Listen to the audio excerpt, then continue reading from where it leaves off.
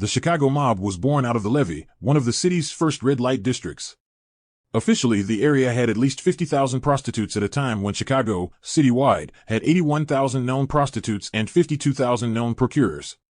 During the first decade of the 20th century, the Levee held approximately 1,000 to 20 brothels that employed about 5,000 people and produced about $60 million a year in revenues. Reporter and author Jack Lair wrote, "There were no respectable enterprises. It was a city within a city dedicated to drinking, dancing, and catering to every lechery and lust that man or woman could contrive." Big Jim Colosimo came to manhood in the Levee. He arrived there at age 17, from Cosenza in Calabria, Italy. He shifted back and forth between an honest working man's chores and a criminal's world. He worked as a bootblack and burglar, a water carrier for the railroads, and a pickpocket. In 1902, while making his rounds to the brothels as a collector for the local political gangster bosses, Colosimo met Victoria Moresco, a fat, unattractive, middle-aged madam who operated 4 or 5 second-rate brothels on Armour Avenue. Victoria fell in love with Colosimo, and Colosimo, seeing the potential in taking over Victoria's operations, married her a week later. By 1903, Colosimo had added at least 35 more brothels to his wife's chain, almost all of them $1 and $2 brothels, although he did open 2 better-classed operations, the Saratoga and the Victoria, named after his wife. Colosimo was making a fortune. For every $2 the prostitutes earned, he took $1.20 plus something off of each drink purchased. He expanded into labor racketeering, taking over several unions and skimming thousands each month from their treasury. By 1915, he was a millionaire. He started wearing hand-tailored suits and dozens of diamonds on his belt, his shirt studs, his rings and cufflinks, and was a power almost equal to the level's political bosses, Kenna and Coughlin. Colosimo had 2 limousines driven by uniformed chauffeurs. He bought a mansion for his father and one for himself that he crammed with leather-bound books and imported Turkish rugs. While the up-and-coming hoods in New York styled themselves after Arnold Rothstein's demure style of clothes and speech, in Chicago a young hood fashioned himself after Colosimo in his expensive shiny clothes. Flush with cash, Colosimo opened his own place in 1910, a gaudy cafe on Wabash near 22nd Street where he held court, swaggered and played the host, a role he relished. It was the gaudiest yet the most elegant place in town.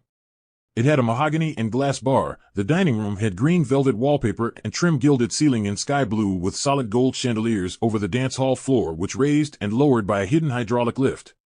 The basis for all of Colosimo's money was a massive prostitution racket, but the ongoing problem in the Levee was that there were never enough women to meet the demand. The turnover was amazing. The women who didn't commit suicide, stab each other, get killed by a procurer or a customer, or overdose, usually lasted about 3 years. To keep the stock up, Colosimo resorted to white slavery, kidnapping young girls, dragging them into the Levee, raping them and then turning them out to brothels or street procurers for a hefty price. Colosimo made at least $600,000 a year from the slave trade alone, an incredible amount of money in 1904. The Levee's leading white slaver was Maurice Van Bever, a vain dandy who drove about the Levee in a red carriage driven by top-hatted coachmen. Van Bever and his wife Julia ran 2 of their own brothels on Armour Avenue, and it was natural that he should meet Colosimo. The two decided to go into the white slavery business together in 1903 and set about the business of making contact stations in New York, St. Louis, and Milwaukee. Over the next 6 years and up until 1909, they imported no less than 600 young women for sale into the Levee and other fleshpots across the country. It was at this point, about 1909, that Colosimo and his flashy lifestyle came to the attention of another Italian import, the Black Hand. The Black Hand was not the mafia or even organized crime. Rather, it was an ancient extortion racket run by professional criminals. Their methods were simple. They would decide on a victim, send a long, flowery message demanding payment. When Colosimo got his letter from the Black Hand, he took it seriously. In one period in Chicago, between 1895 and 1925, there were a reported 400 Italo-Americans gunned down by the Blackhanders, hundreds if not thousands more paid off. But Colosimo was one of those who paid off, $5,000 at first. Colosimo knew what was coming next. He too had once been a Blackhander. More demands would come and the price would go up with each demand. There was nothing his political contacts could do for him, even with the entire police force at their disposal. Colosimo didn't have the stomach for a fight anymore, so he sent for his nephew in New York, Johnny Torio. In New York, Torio ran a gang called the James Street Outfit and was tied into the city's political machine, Tammany Hall. 31-year-old Johnny Torio arrived to Chicago in 1909, and a few weeks later 3 blackhanders, who had been tormenting Colosimo, were found shot to death under the Rock Island Railroad overpass on Archer Avenue. A while later, another backhander and levee regular named Big Jim Colosimo tried to extort Colosimo down for $10,000 and was shot in the stomach. For a while Torio went back and forth between New York and Chicago. He still had business interests in Brooklyn with gangsters Frankie Yale and Paul Kelly. Torio was soon supervising Colosimo's other places as well, all of which he put on a sound business basis by cutting operating costs. He did the same with Colosimo's gambling dens and saloons, and then took over the Colosimo Van Beaver White Slave Ring and made it the Midwest's largest. In 1911, Torio bought a car, Fire Engine Red, Pimp Red the police called it, and opened the Four Deuces at 2222 South Wabash, not far from Colosimo's Cafe.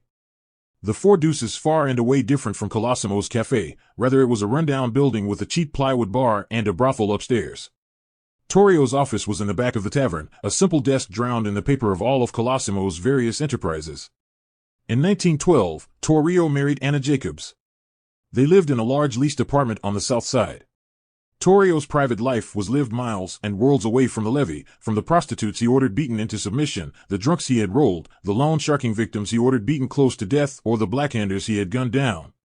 He had few if any vices. He neither smoked, drank, nor gambled. He ate little, never swore, and preferred not to hear it. He arose early each morning and put in a 10-hour day. He returned home each night at about 6 for a light dinner with his wife, and except for the occasional play or concert, he preferred to stay home nights listening to the radio in slippers and dressing gown. By 1907, the levee was going stronger than ever. It was now at least 2 miles long, had 119 brothels with 686 prostitutes turning tricks around the clock for an average of $2 per customer. But its opponents refused to give up in their efforts to shut the levee down. In December of 1909, the Chicago Assembly of Churches, 600 strong, demanded and received a city investigation, which accomplished nothing. Then, on March 5, 1910, Mayor Freddie Bussey appointed a 30-man vice commission to examine the vice situation. Armed with what was then a massive amount of money, a $5,000 grant from the city council, and one chief investigator, the commission sent detectives into nearly every gambling resort and brothels in the city, and as a result, reports were written on every possible aspect of the vice trade, from how women were lured into the business and so on. On April 5, 1911, the commission presented its report, 399 pages, to the mayor's office. The report used information gathered by detectives about the levee and 3 smaller red light districts and stated that the vice business in Chicago produced an amazing $15,699 a year in vice, or about $158 million by today's standards. Pressures were put on white slavers. Colosimo was a prime target after one of the women he had transported on his Chicago, Kansas City St. Louis circuit went to the police in New York and turned evidence on Colosimo. While prosecutors awaited the indictments for Colosimo, Torio, and the Van Beavers, the witness was whisked away to Bridgeport, Connecticut for safekeeping. Torio, using his New York contacts within the Five Points gangs, found out where the woman was in hiding. Several days later 2 men who had identified themselves as federal agents placed the women in the car and drove away. She was found shot to death with 12 bullets, her body sprawled across a gravesite in Bridgeport. Without a witness, the case against Colosimo was dropped. Still, the pressure was on. On Wednesday, September 25, 1912, on evidence gathered by the Moral Squad, 5 levee brothel owners were indicted, including A.E. Harris, the Democratic Precinct Committeeman of the 1st Ward. Then, on Friday, October 4, 1912, the first blow to wipe out the levee came when warrants were issued for 135 brothel owners, largely because the Crusaders wouldn't let up on the police. The police, largely on the payrolls of the brothel owners, warned the club owners about the pending mass raids, and the levee broke into a panic. The warrants were issued near midnight when the levee came to life. Those who escaped arrest left the city never to return. Things came to a head in the levee in April of 1914 when a police sergeant with the Moral Squad was stabbed to death while investigating a murder. A few days later, on July 16, 1914, the frontline officer in charge of the Moral Squad, Inspector W.C. Dannenberg, led a raid on the Turf, a huge brothels on the corner of 22nd Street in the levee. After the prostitutes were rounded up and tossed in the paddy wagon, an ugly mob appeared and surrounded them and started throwing stones. Behind the mob, sitting in the back seat of his red Cadillac, was Johnny Torio and 2 of his gunners, Roxy Vanilli and Mac Fitzpatrick. Inspector Dannenberg took the arrested prostitutes onto the police station for booking and left his officers behind for crowd control. As the crowd grew more violent, the plainclothes police drew their service revolvers and threatened to shoot. At that very moment, 2 uniformed policemen assigned to the levee came around the corner, and not recognizing the officers from the moral squad, opened fire. At that same time, Torio's gunners, Vanilli and Fitzpatrick, climbed out of Torio's car and opened fire as well. When the gunfight ended, 4 of the police were shot, 1 was dead with 3 wounded. Vanilli was wounded but escaped. An autopsy performed on the dead policeman confirmed that he had been killed with dum-dum bullets, oversized shells that expand when fired, a type not used by the police but normally preferred by gangsters. After the shootout, the police came down hard. Van Beaver, Joe Moresco, and Vanilli were locked up but set free the same day. Captain Ryan, Colosimo's own police captain in charge of the levee, was transferred out and a new commander was brought in who finished the closing of the levee forever. The moral squad succeeded in closing most of the big, easily raided houses, so the procurers replaced them with apartments. Carl Flats and Funkhauser estimated that by 1919 there were at least 30,000 Carl Flats operating across the city. The levee's death was stopped, temporarily, by the election of the mob's own mayor, Big Bill Thompson. In 1915, Thompson won the mayoral race in Chicago with the biggest plurality ever given to a Republican in that city. After he was elected, Thompson spent the next 6 months breaking every one of his campaign promises, and, as a result, the city was wide open. The politicians downtown were getting a share of everything because Thompson had invented an organization called the Sportsman Club, in which every big-time gambler and procurer, police captain and council member belonged to by paying annual lifetime membership dues of $100. Thompson restored Jim Colosimo's liqueur license, fired Major Funkhauser, and stripped the moral squad of most of its power. But even with a friend like Thompson in the mayor's office, Johnny Torio could read the writing on the wall. The days of the levee were ending. Torio looked around him and saw that the automobile, relatively new to the American scene, was changing everything. The population was moving out of the city, and Torio decided, and Colosimo agreed, that they would follow. Torio opened his first brothel outside the levee in the tiny village, a hamlet really, of Burnham on the Illinois-Indiana border and about 18 miles from the heart of the levee. The president of the village, the boy mayor, was 19-year-old John Patton. Patton was ready, willing, and able to take as much graft as Johnny Torio was willing to dole out. Torio's first roadhouse was open 24 hours a day with 90 prostitutes working 3 shifts. By its first month in operation, the roadhouse had grossed $9,000. With that success, Torio and Colosimo opened the Speedway Inn and put Leviite Jew Kid Grabener in charge. The steady flow of customers came from the nearby steel mills and oil refineries that had a steady paycheck and a need for some predictable excitement every now and then.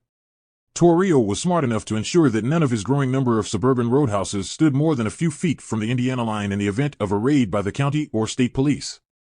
In that case, Torio, his employees, and his guests could avoid arrest by simply walking over to the next state.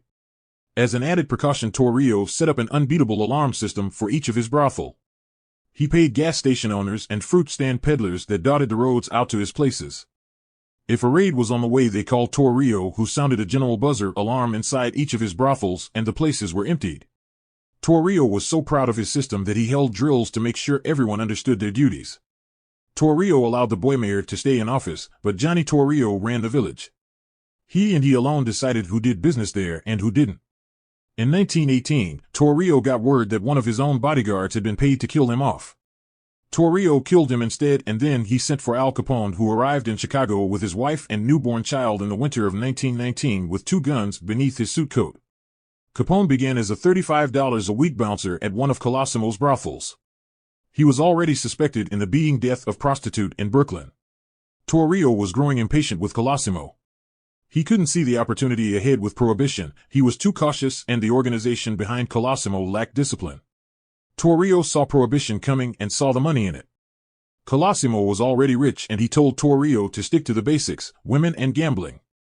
Prohibition would come and go, he lectured, but women and numbers would last forever. Torio was rich too, but he was also greedy. Before prohibition started, he was already making $1 million a year from prostitutes and gambling, and he wanted more. Torio decided that he would organize Chicago's gangs, but when Torio broached Colosimo with the idea, Colosimo was too entangled in his upcoming divorce. He paid the idea no mind and ordered Torio, again, to stick to basics. The reason for Colosimo's absent-mindedness was love. In 1913, the news reporter Jack Leff came into Colosimo's cafe and ranted and raved about a young actress appearing at the South Park Avenue Methodist Church, and he suggested Colosimo hire the young woman and put her in his floor show. Colosimo agreed to go and see the show himself, and when he did, he fell in love with 19-year-old Dale Winter of Ohio, who dreamed of a career as an opera star. She was chaperoned with her mother, with whom she traveled. Colosimo left his wife and married Dale, telling Johnny Torio, "This is the real thing." "It's your funeral," replied Johnny. Dale did her best to add some polish to Colosimo, and slowly Colosimo started to change. He toned down his clothes' colors for more conservative tones. She pulled him away from his levee friends and politico types, and soon the word went out, "Colosimo is getting soft," which was essentially true. When the divorce came through on March 20th, 1920, Victoria said, "I raised my husband from a boy to a man for another woman." She took a $50,000 settlement. 24 hours later, Colosimo married Dale, the couple honeymooning in fashionable French Lick. Afterwards, they returned to their mansion at 3156 Vernon Avenue and took Dale's mother in with them. According to reporter Ray Brennan, Torio, whom he recalled as a little torpedo for hire, Johnny Torio, whose pop eyes and pursed mouth gave him a perpetually surprised expression, had meetings with Chicago's other leading gangster, Dion O'Banion, the Jennas and the Aiellos, and discussed Colosimo's pending assassination. They apparently agreed that it needed to be done. A week after Colosimo's return, Torio phoned him to say that 2 truckloads of whiskey were due into Colosimo's cafe, and Torio would need to have Colosimo there for paperwork and other odds and ends. Torio was very specific about the time. Colosimo had to be there at 4 p.m. sharp. Annoyed at having to be troubled with the details of whiskey shipments, Colosimo agreed to be there, and on Tuesday, May 11th, he left his home at 3:45, decked out in his usual diamonds and pearls, a .28 short-nosed pistol stuffed in his right hip pocket. He kissed his wife goodbye and promised to have the chauffeured car sent back so she and her mother could go shopping. The driver noted that all the way to the cafe, Jim sat crouched down in the back muttering to himself in Italian. The driver left Colosimo in front of the cafe at almost 4 o'clock. Colosimo walked through the dark and empty cafe and went directly to his massive office in the rear and met with his secretary, Frank Camilla, and the chef Cesarino, and discussed the day's menu. They said later that Colosimo looked troubled. He asked them if anybody had called him, and when they said nobody had called, he looked concerned and tried to reach his lawyer Rocco DeStefano by phone but couldn't reach him. It was about 4:25. Colosimo walked out to the half-darkened lobby where his killer or killers were hiding in the glass-paneled telephone booth. The murderer fired 2 shots through the glass when Colosimo passed him. The first shot hit Colosimo in the head behind the right ear, and the second missed and hit the wall. Colosimo hit the tile floor face first. The killers rushed out from their hiding place, ripped open Colosimo's shirt front, withdrew his long leather wallet, and fled. Inside the restaurant, there was a place set for one person, who had apparently been eating Italian ice cream with a glass of apricot brandy. The killer left a message on the check: "So long, vampire, so long, lefty." The police questioned more than 30 suspects, including Johnny Torio, who gave a fine performance as a grief-stricken relative. "Colosimo and me," he told the police, "we was like brothers." Police took in Colosimo's brother-in-law, Joe Moresco, for questioning, but he had an alibi. So did Victoria and her new husband. They were in Los Angeles on the day Colosimo was killed. In a citywide police dragnet, police picked up Frankie Yale as he was about to board a train back home. Soon afterwards, detectives heard a rumor that Torio had paid Yale $10,000 in cash to come into New York and kill Colosimo. Years later, Capone told the playwright Charles MacArthur that he pulled the trigger on Colosimo on orders from Johnny Torio.